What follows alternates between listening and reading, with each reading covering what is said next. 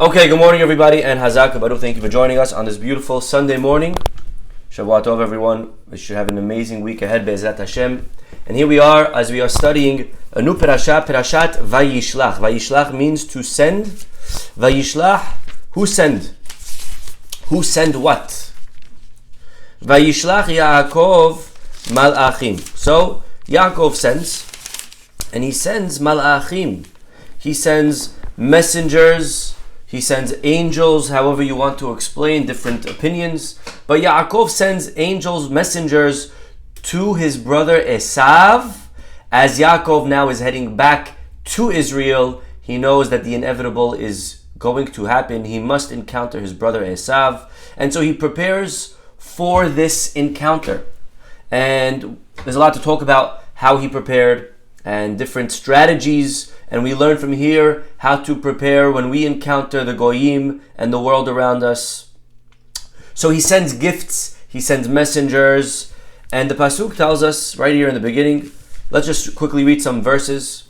So Yaakov sends messengers to his brother Isaf, and he tells them to tell Isaf, Ko amar avdecha Yaakov, so said your servant Jacob. Over here, look at this. He is making himself secondary to Isaf, calling Isaf his servant.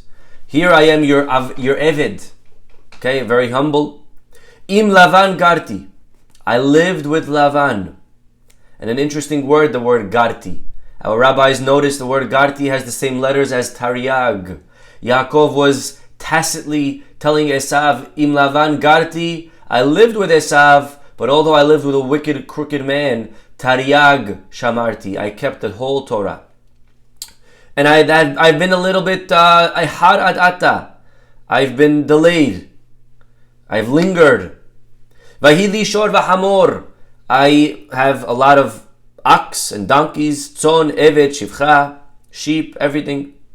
And I've sent message to tell you in order to find favor in your eyes. Well, the messengers come back and they say, listen, Yaakov, Isaf's coming and he's got 400 men with him. Okay, we all know the song, Isaf is coming with 400 men. Yaakov, Davin too, right? Okay, anyone? No? Okay. Either way, Yaakov Avinu is now, let's look at this pasuk. Here's the pasuk that we're going to focus on today, pasuk number 8. Okay, pasuk het. Here we go.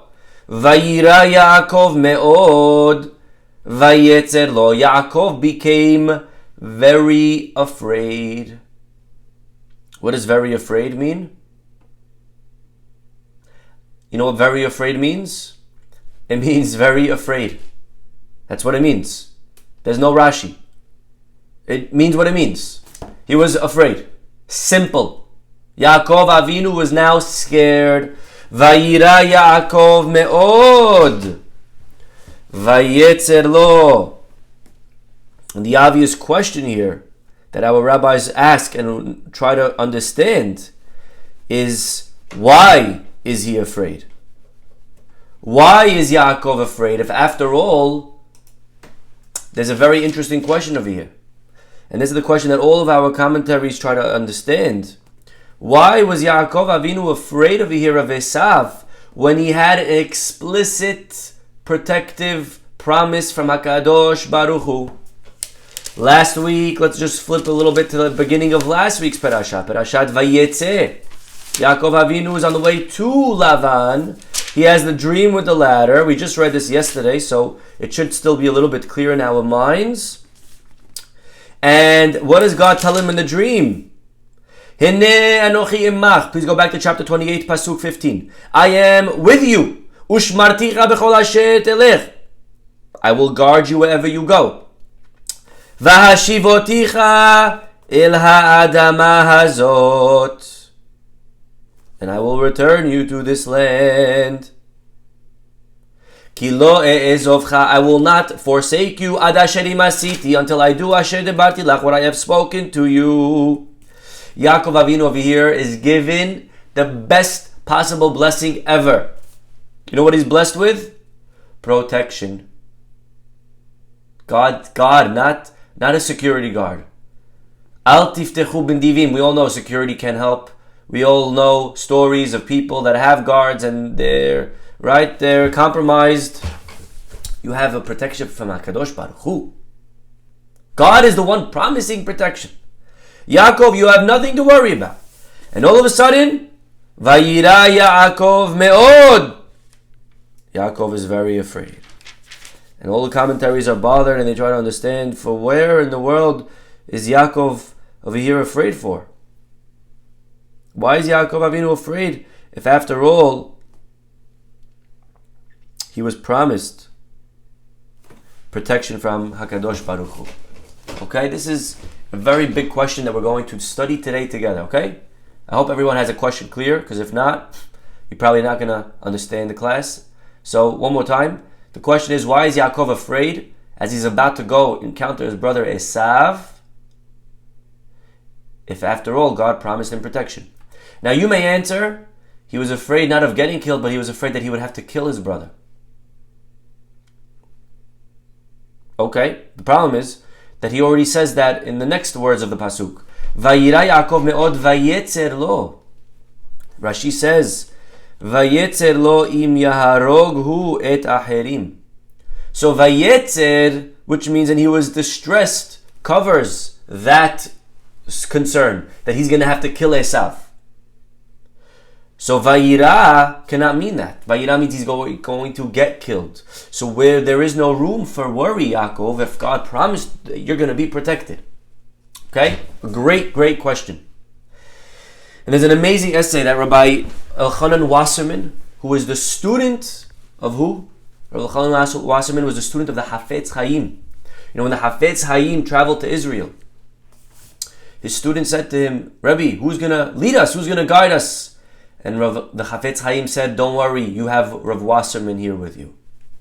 Okay, so this is the greatness of Rav Elchanan Wasserman. And Rav Elchanan Wasserman, and this is brought down by Rabbi Isaac Bernstein. And he says the following.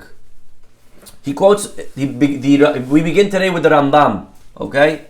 We all fans of the Rambam, great scholar. The Rambam has many books. One of them was his introduction to the Shmona Prakim, that he has an intro to, I believe it's Perek Helik, if I'm not mistaken. The Rambam in his 8 chapters, the Shmona Perakim, discusses different very important concepts and hashkafot and philosophies and ideas. And here the Rambam in the Shmona Perakim has a very interesting question. The Rambam, when he's discussing prophecy, okay, we all know what a prophet is. Anyone know what's a prophet?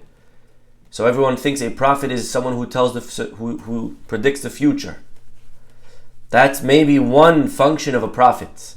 But a prophet really, Navi, comes from the word niv, to speak. A Navi is a spokesman of HaKadosh Baruch Hu. That's what a Navi is.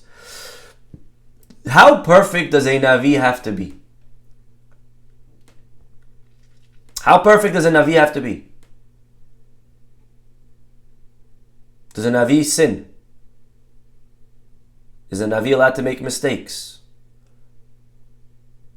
You know, when we're studying over here every morning, Mesilat Yesharim. And he has, really interesting, because in the book Mesilat Yesharim, he bases his book on the famous statement of Rabbi Pinchas ben Yair, and he's helping us grow from level to level.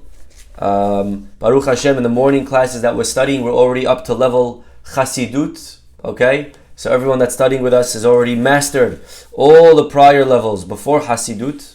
So we have Zehirut, we have Zerizut, we have Nekiyut, Perishut, okay? And one of them is, right, we're up to Hasidut now. And each one you have to master in order to get to the one above it. So what's after Hasidut is Anava. After Anava is Yirat Chet. After Yirat Chet is Kedusha. And then is Ruach HaKodesh. Okay? So you realize how much a person must conquer before they reach Ruach HaKodesh. Ruach HaKodesh is only a fraction of Nevuah. Okay? It's Ruach HaKodesh, I don't know how they translate it really is, I don't know, it's maybe divine inspiration. But either way, you're talking about a Navi. Navi's no joke, okay? Navi's not just a big rabbi. You're talking about a person that mastered all of the levels prior. How perfect does a Navi have to be? Says the Rambam, a Navi does not have to be perfect. A Navi makes mistakes. And he goes on and shows us some examples of Nevi'im that were lacking, that sometimes made mistakes. You don't have to be perfect in life. A Navi doesn't have to be perfect in life.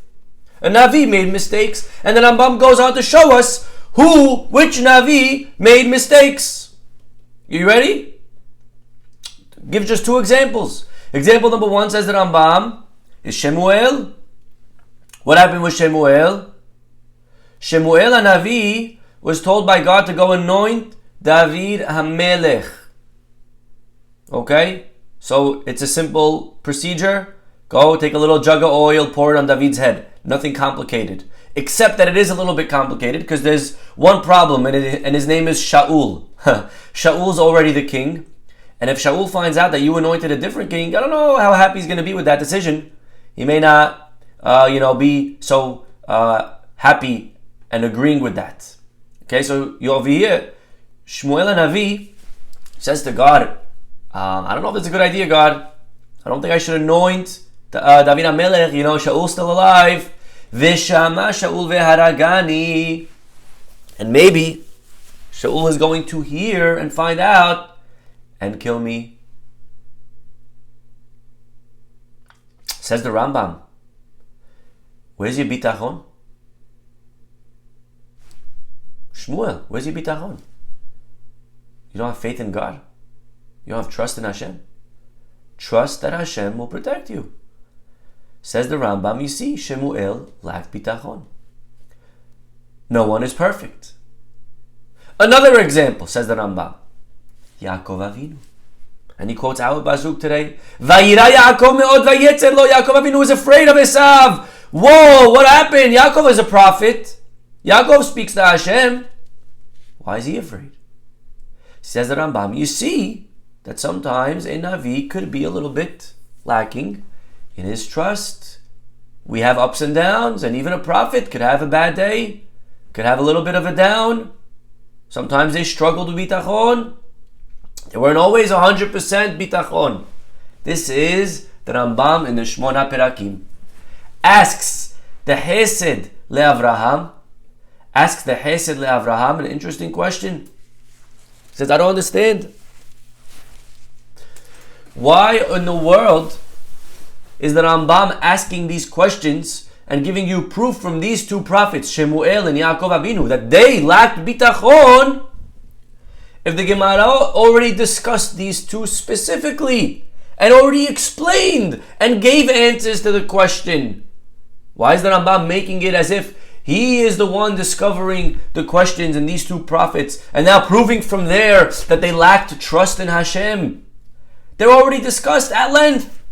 The first one, we'll go backwards, Yaakov Avinu. Okay, we'll go in chronological order. Yaakov Avinu is discussed in Masechet Berachot.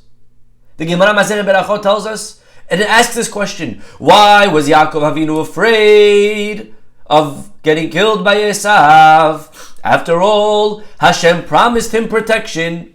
God already said, Ushmarticha bechol asher telech. So this is a question that's already raised in the Gemara. And the Gemara gives an answer.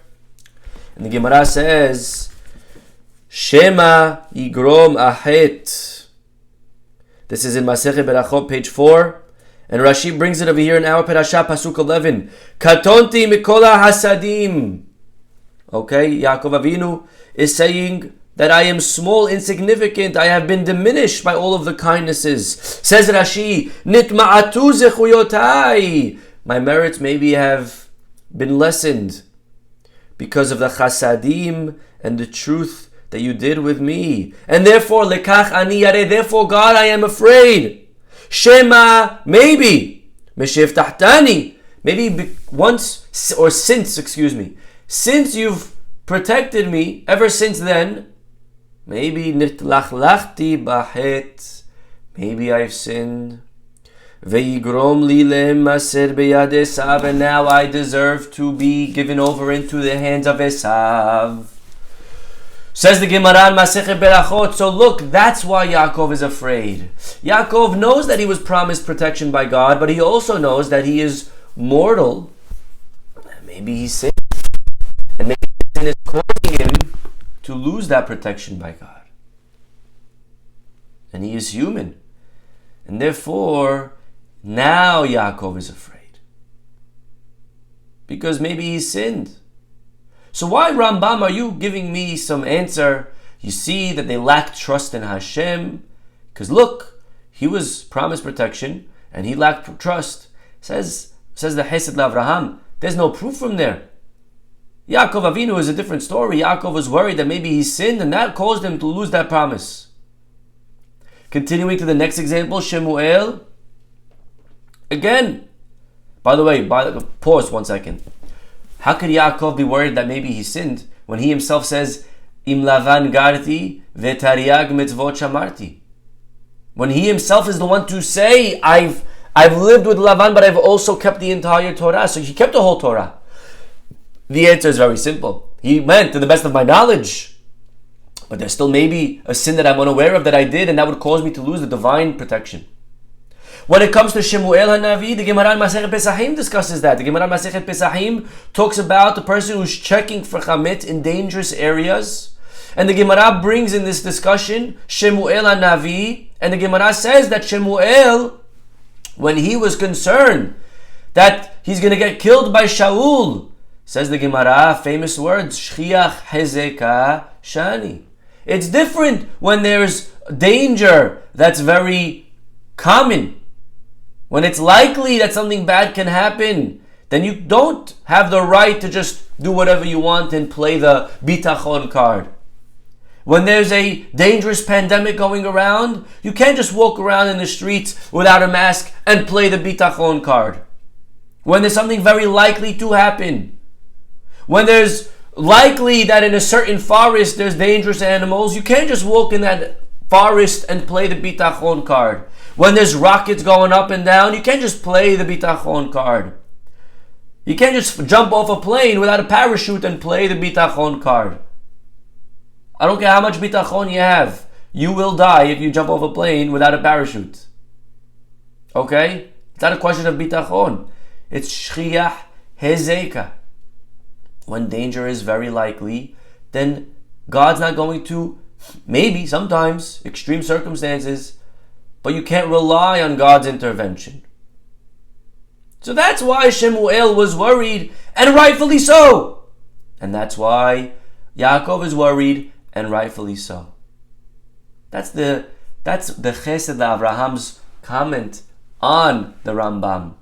So Rambam, what are you bringing a proof from Yaakov, from Shemuel? They lacked bitachon. You see that even prophets sometimes have doubts or their bitachon is lacking. Not true. Each one, the Gemara explains why Yaakov was going to lose the protection because of his sin, and over here, what's his name? And Shemuel was going to lose the protection because he's going into a very dangerous situation with Shaul. Going to hear about it. Answers Rav Elchanan Wasserman, defending the Rambam. It says Rav Elchanan Wasserman, what are you talking about? The Rambam is correct. The Rambam knows the Gemara in Berachot. The Rambam knows the Gemara in Masechet Pesachim, and still the Rambam says what he says. Says Rav Elchanan Wasserman, because the Rambam is discussing something completely different than what the Gemarot are discussing. The Gemarot are discussing one thing, and the Rambam is talking about a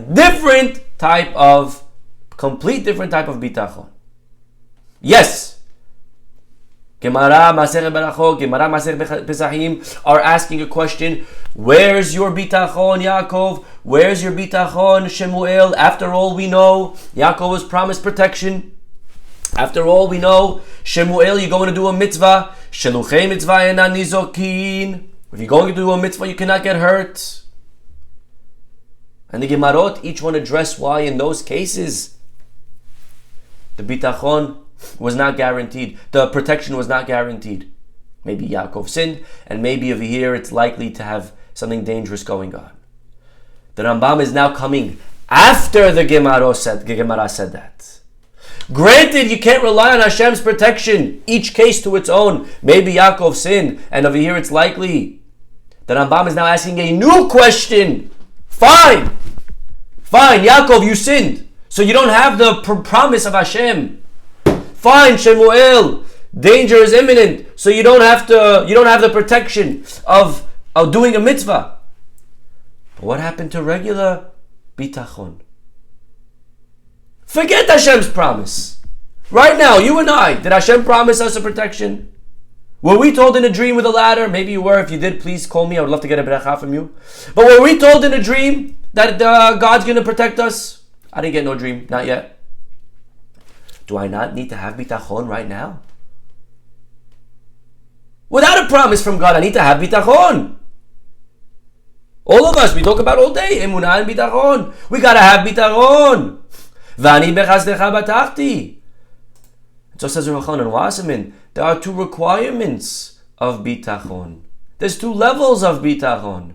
One where Hashem promised to protect you, and that's the promise, that's the bitachon that Shemuel and Yaakov Avinu were supposed to have. And that's what the Gemara discusses. Why didn't they have that level of bitachon? But then there's a completely different bitachon that a person needs to have. And that's where you weren't promised protection. Right now, all of us weren't promised anything by God. We didn't have a dream. We're not going to do mitzvahs all the time. Right now, when I'm in business, am I going to do a mitzvah? Not necessarily. Do I not need to have bitachon in my business dealings? Do I need to have bitachon right now on a Sunday morning? I'm not going to do a mitzvah right now. I'm just sitting in my house. I'm going for a walk in the park. No mitzvah. Do I not need to have bitachon? Of course I have to have bitachon. I have to have this. So there's two layers of bitachon. There's the layer of bitachon that God promised you. I'm going to protect you if you're going to do a mitzvah, if your name is Yaakov Avinu with a ladder. But then there's this simple, basic bitachon that every Jew must have. And the Rambam is asking on that simple layer. Yes, fine. Yaakov and Shemuel didn't have bitachon as far as protection being promised, because each one, whatever the answer is. But what about level 1 bitachon? Shouldn't they have regular bitachon from just the fact that they're a Jew? A Jew should have bitachon without a promise from God. That's the Rambam's question. Wow. What a lesson. Even if we're not entitled, this is, please write this down. What Rav Chanan Wasserman is saying in the name of the Rambam is that even if we're not entitled to protection, even if we're not doing a mitzvah, even if God never promised you anything, we must have bitachon in the name of God, because God is kind, because of God's chesed. I don't deserve bitachon. That's what chesed is. Chesed is when you don't deserve. When you're walking in the street and you see a lady, or you see a person collecting, or you see someone homeless, they don't deserve anything. We don't owe them a dime. We don't owe them help. We don't owe them a person needs a lift. We don't owe chesed. By definition, is something that's above. The word chesed comes from the word chasidut. What is chasidut? Not talking about today's chasidim. They're also, God bless them, but I'm not talking about that. Chasidut came way before the chasidim. True chasidut is piety above the letter of the law, above halacha. Chesed is above what you have to do. Of course you don't have to help. Of course you don't have to give charity. You don't have to. That's what chesed is. Chesed is I want to go above. So even if we're not entitled, we can't demand God's protection. We still must have bitachon out of chesed of Hashem. We believe that God is merciful. We believe that Hashem has chesed.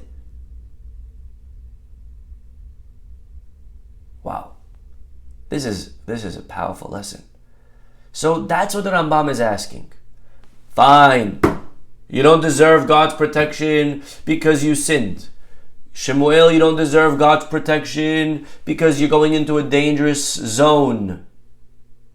But what happened to regular bitahon? Regular bitahon that you don't deserve, but that Hashem gives anyways because we trust in His kindness.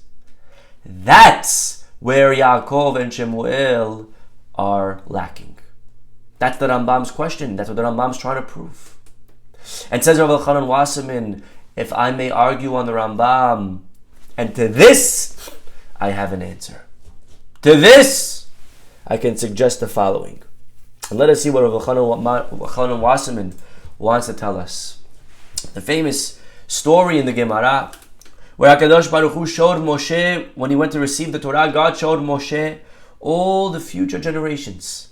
Moshe sat there, I don't know if he had popcorn or whatever he was drinking, but he sat there watching like a movie, all of the future generations, from beginning to end. Every rabbi and every student learning Torah, every time you learn Torah in your life, right here, this class, God showed Moshe, he saw it all. And he saw included in those Torah learning classes, he saw a great rabbi. What was his name? A specific rabbi that the Gemara tells us about. He saw Rabbi Akiva teaching Torah, and Moshe was shocked and stunned. Wow, what a great rabbi. Rabbi Akiva, I would love to see his end.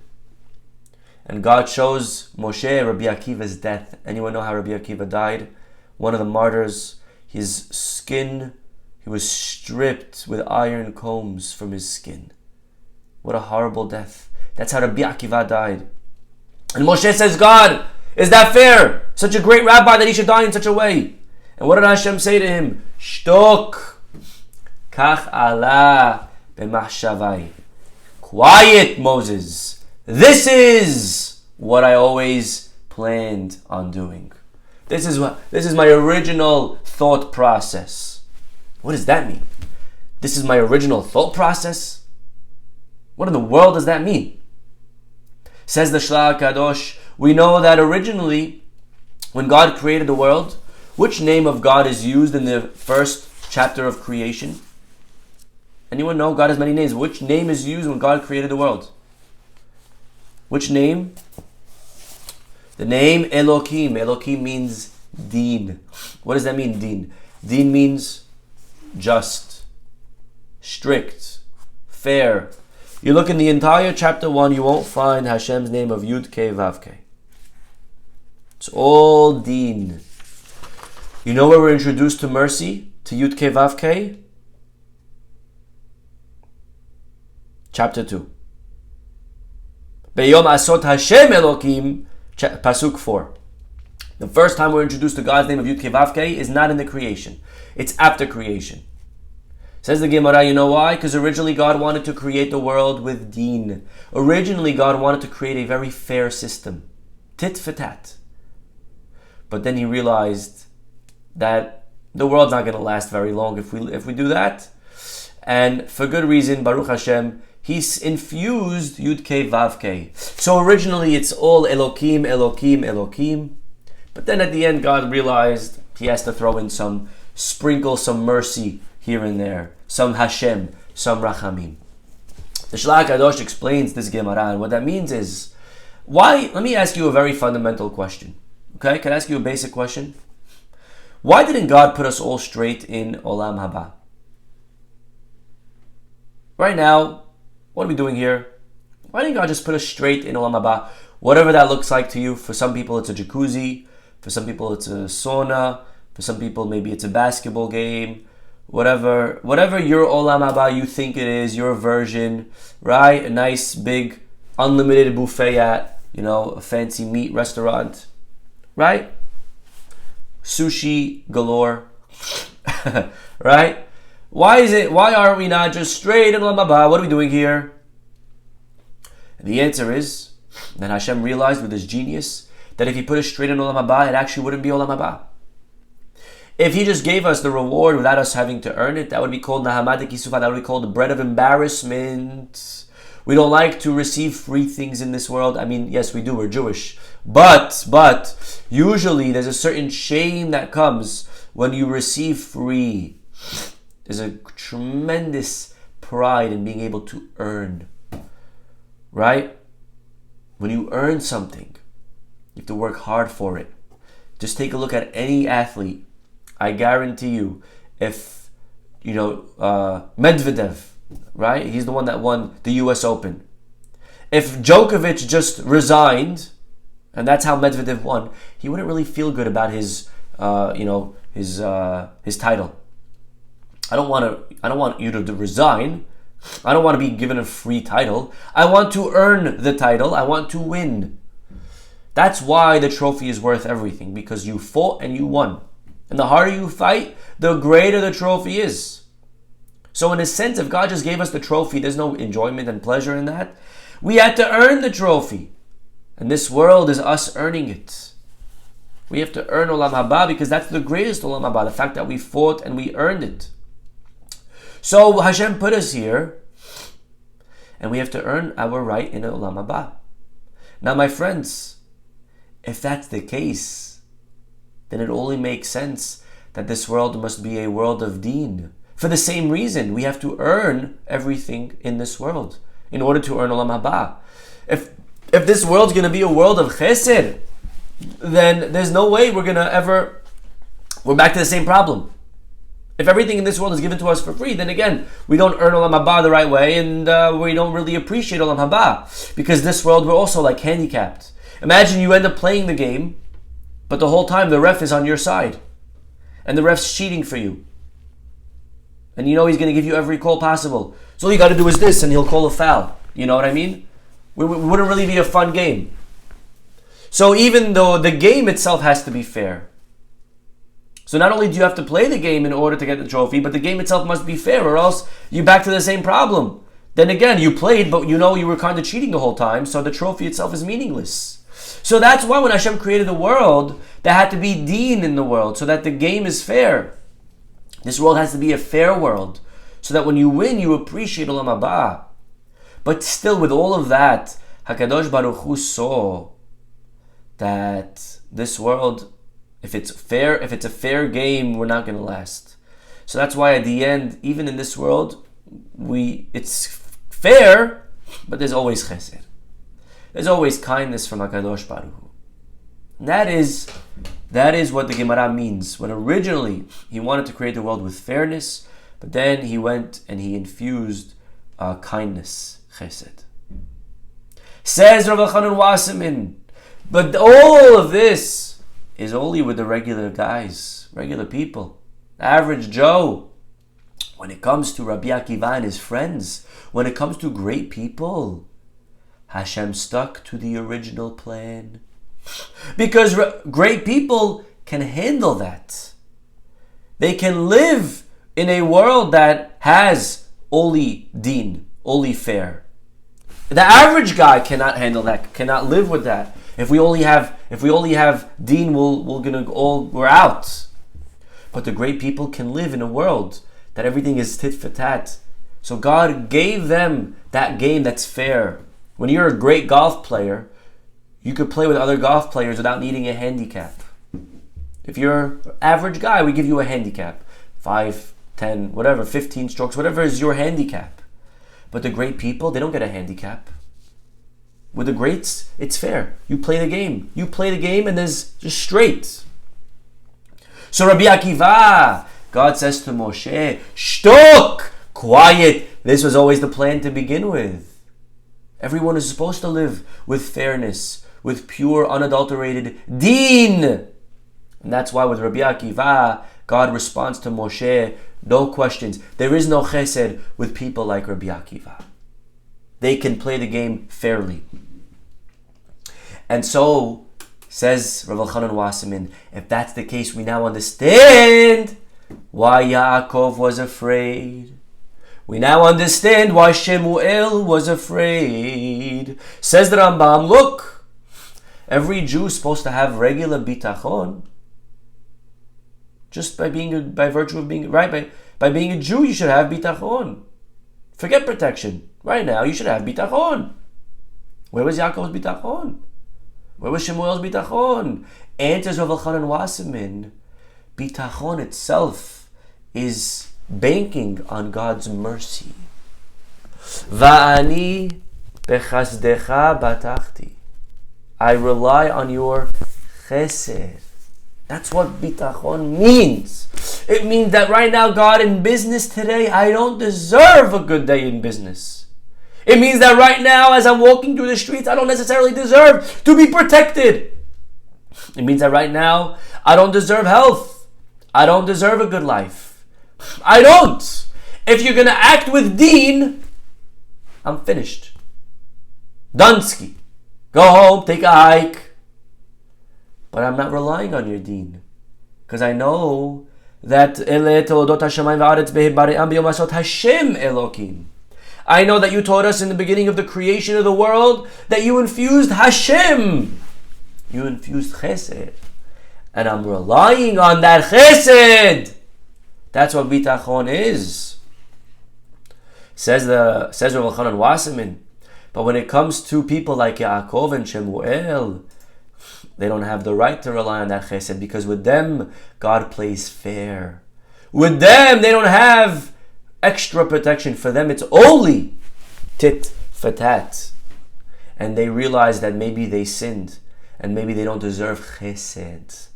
That's why Vayira Yaakov me'od. That's why Yaakov was afraid. Yaakov, where's your bitachon? Bitachon is for regular people.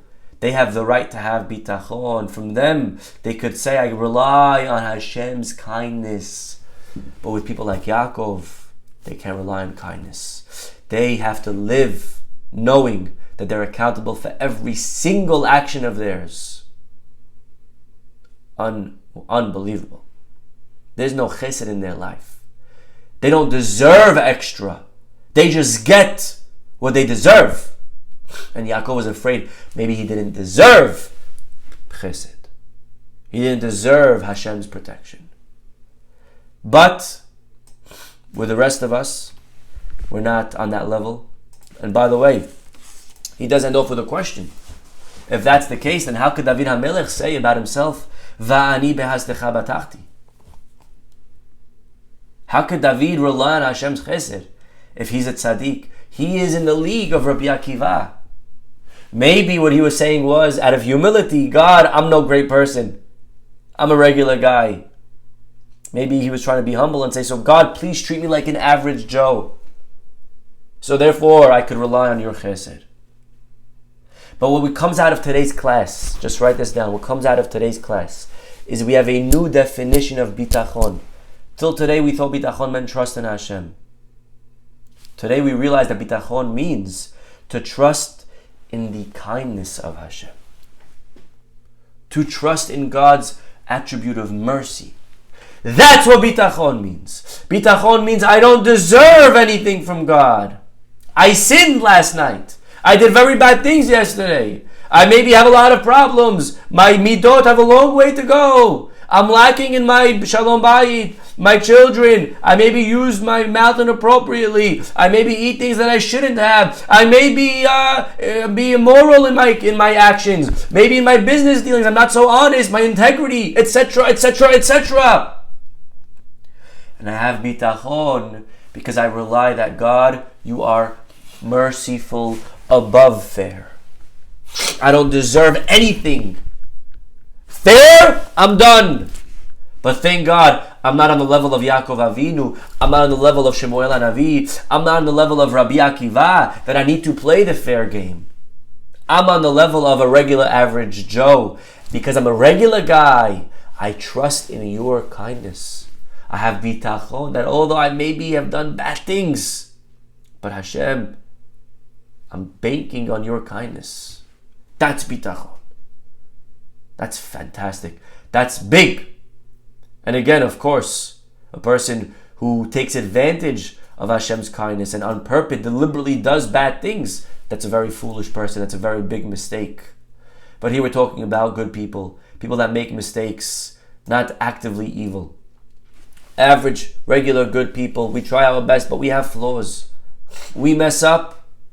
For such people, we are able to say, God, Va'ani bechastecha batachti. Hashem, I have bitachon in your kindness. I trust in your chesed. We should be zocher always to be able to have the bitahon, to have the trust in Hashem, knowing that we don't deserve. But we're not playing the deserve. We're not coming with deen. We're not coming with fair. The great people have to come through the avenue of fair. Luckily, I don't know if this makes sense to say, luckily we're not great yet. And therefore, we can rely on the chesed of Hashem, that He is always going to be there for us in everything that we do. Okay, we'll stop over here, everybody. Have a wonderful day. We should always be zochet to the protection, to the beautiful blessings and trust of HaKadosh Baruch Hu. We'll see you all tomorrow. Bye-bye.